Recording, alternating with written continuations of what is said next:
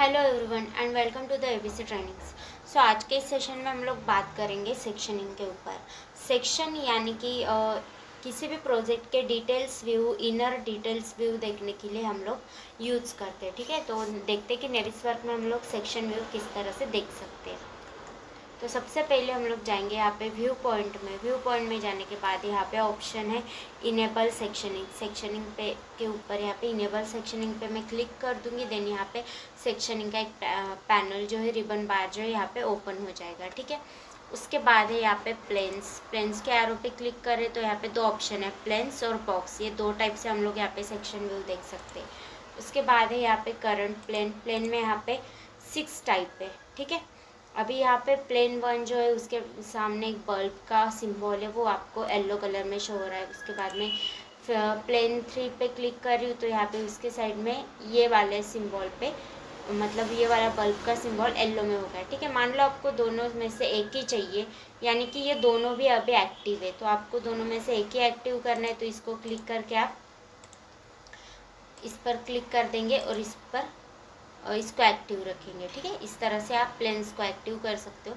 मैं फ़िलहाल ये वाला प्लेन करती हूँ यूज़ और इसको मैं इनएक्टिव कर देती हूँ। ठीक है, इसको मैंने एक्टिव कर दिया और यहाँ पे मूव का जो सिंबल है इसको मैंने ऑन कर दिया, यानी कि गिज्मो जो है वो ऑन कर दिया। उसके बाद आपको यहाँ पे प्लेन शो हो रहा होगा। ठीक है, इसको मैं इस तरह से थोड़ा ऑर्बिट कर देती हूँ। ठीक है, ये इस तरह से आपको दिखेगा, एक गिज्मो के इससे दिखेगा। अब मान लो मैं यहाँ से अलाइनमेंट है, यहाँ पे अलाइनमेंट हमने यहाँ पे टॉप रखा है।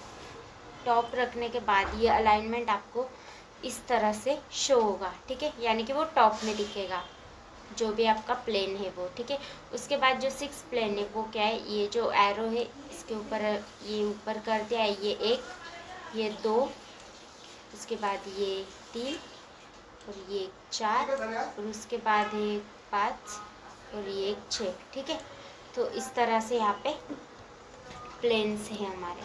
ठीक है, अभी मान लो इसको मैं जिस तरह से ऊपर के साइड में करती हूँ, इसको क्लिक करके मैंने नीचे कर दिया, तो अगर आप हमारा मॉडल देखोगे तो वो इस तरह से व्यू उसका कट होते जाएगा, इस तरह से जैसे मैं उसको नीचे कर रही हूँ। ठीक है, तो हम लोग चाहते हैं यहाँ पे मॉडल की ओर, इस तरह से उसके जो व्यूज़ है ऊपर का व्यू वो कट हो जाएगा इस तरह से। उसके बाद मान लो ये अलाइनमेंट में यहाँ पे चेंज करती हूँ और इसको मैं बॉटम में रखती हूँ।